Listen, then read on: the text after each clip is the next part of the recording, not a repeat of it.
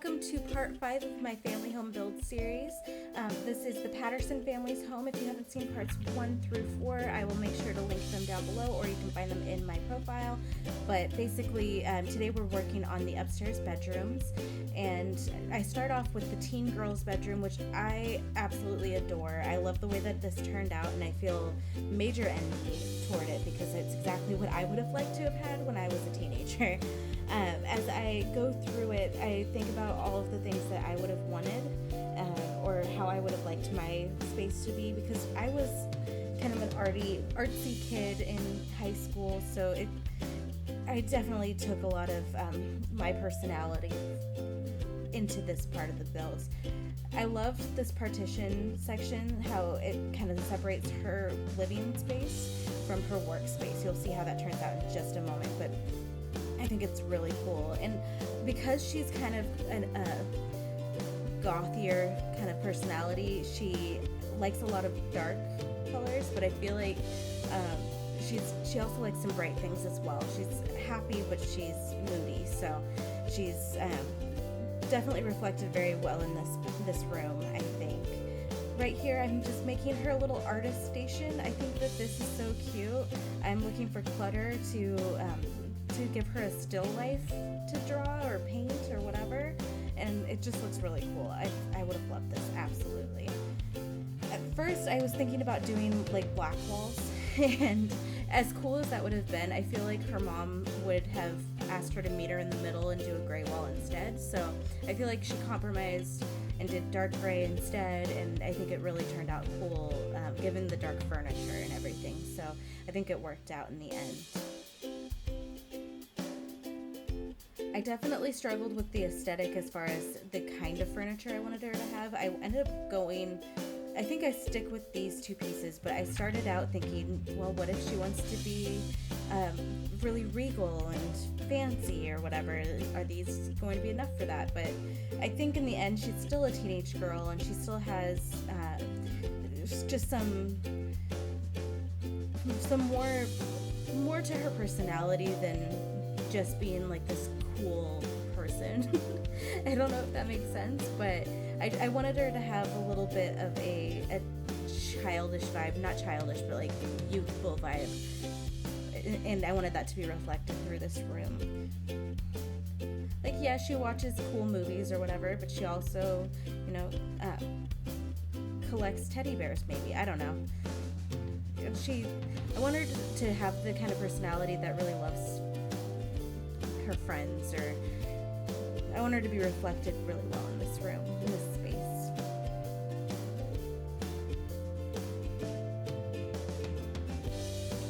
I thought that the studio part turned out so cool. I seriously wish I'd had something like this when I was a teenager. I didn't have a very big room when I was a kid. I guess it was very average size, so it wouldn't have been possible, but I love the idea of there being a separate space for her to do her work and to really focus on what she wants to get done with her art, and have that be a separate focal point from her sleeping area, and give her the ability to kind of decompress after she's done or something like that. Right here, you'll see that I'm just going to clutter up some of the surfaces in the room.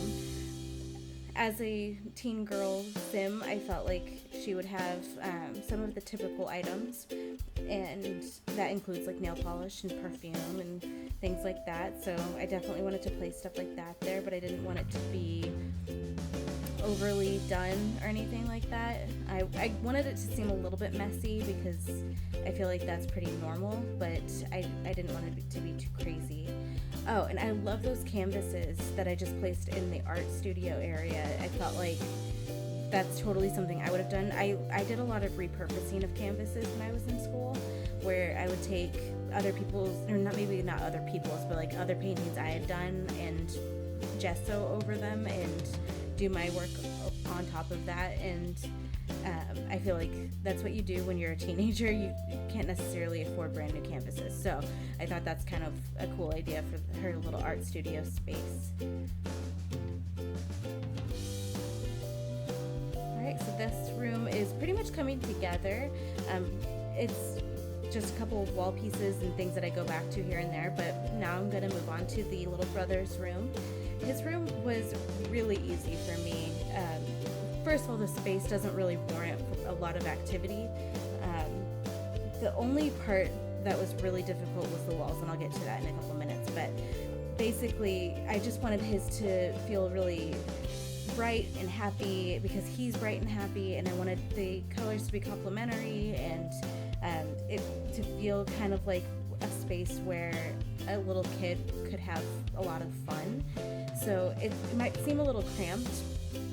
Maybe that's just me, but in the end it feels like there's an appropriate amount of clutter to me, but I try to get a few activities in there and give him things to do. I want him to be the kind of kid who like socializes positively on video games and things like that. And so I give him a TV, and I think I gave him a console at one point, but I can't remember. Also, I think that this kid loves animals, so I gave him a hamster. That's one of the only positive things about the My First Pet stuff pack that we got.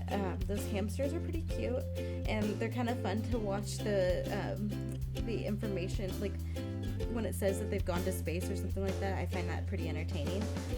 Oh, this wall. Okay, so this wall was such a pain to do. I spent so much time. You can see I'm cutting straight to close to final mode, but I took at least 10 human minutes. Not to count, the amount of time that it took me to go through the sped up footage was bad enough, so I cut most of that out, but I thought that wall turned out pretty cool at the end and felt like something a little kid would actually really like in their room, but I was like really struggling with it at first. I'm doing a couple things out here. I don't really focus too much on the hallways. I feel like they're just kind of filler space, so I don't really worry too much about them. I really wanted to get another activity in this room, but in the end, I just felt like that was too much clutter, too cramped in that room, and I didn't want other items to not be usable, so I ended up moving that into the guest bedroom, so you'll see that here in a moment.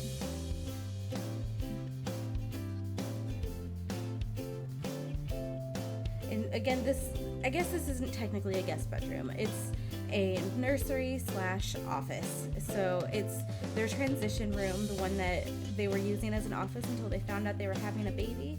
And now it is turning into a nursery. And I think it's really kind of reflective of actual life events, because you can't always just make those kinds of changes right away.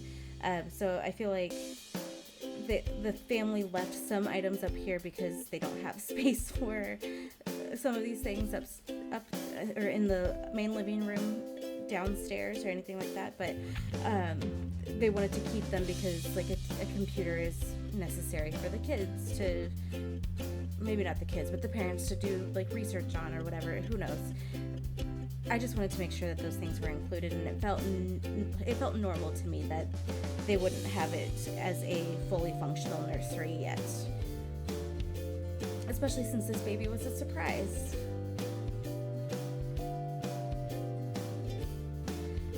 I do feel like the mom would want the room to kind of look like a kid's room early on, so she made sure that the walls reflected that and everything like that. So in the end, whatever this baby ends up being, they'll be able to kind of transition into it. Maybe they'll put the extra bookcases in storage, or maybe the kid will be a kind of nerdier kid and want to read all the time or something like that. Who knows?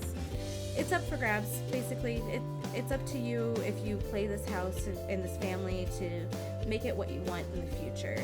And I feel like that's how families are. They just grow with what they have, and I like the way that it turned out. Now moving on to the parents' room. This one is an interesting shape. I wanted to make sure that everything was usable, and it is. In fact, all of the family members prefer using their bathroom. I was kind of afraid that they wouldn't have room to get around it at first, and then I realized, no, there's a full square, so they'll be fine, but everybody ends up using their bathroom anyway in my gameplay, so apparently it's just fine. There's no issue with it whatsoever. But I was thinking as I was doing this that I wanted the room to be cluttered and everything, but then I realized not necessarily. I kind of liked the way that it looked as a little bit more minimalist. I do end up getting a couple of things into the room itself. There's a laundry hamper and stuff. In fact, this is the only laundry hamper in the entire house, so that was my bad. If you want to use this with the laundry day stuff pack, you'll need to add more laundry hampers probably in some of the other rooms, because otherwise this one's just going to be constantly overflowing. But yeah, you saw there for a moment I was really playing with the idea of putting in like a vanity table, but it's too much. It takes up too much space, and I just didn't want to make this room claustrophobic feeling. I wanted it to feel bright and airy and happy, and I think I achieved that in the end, especially with the way that the artwork looks and the colors on the walls and everything.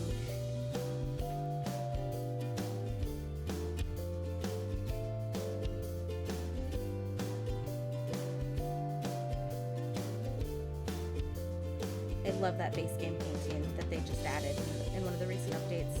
I do get this yoga mat in here, but it's not usable if it's that close to the wall, so it's just so that they have another thing to do. It's not necessarily so that they can do it in this room. But yeah, this room came together really fast, and the whole upstairs, really, I had a pretty clear idea of what I wanted for it because I knew the personalities of the characters that I was doing it for. So I hope you enjoyed that. If you liked this video, please stick around for the next video, which will be the entire outside landscaping and decorating. Otherwise, this is it, and I appreciate you watching. Thank you so much. Please follow me on Facebook, Instagram, and Twitter if you would like updates for when I post more builds. Have a great day, guys.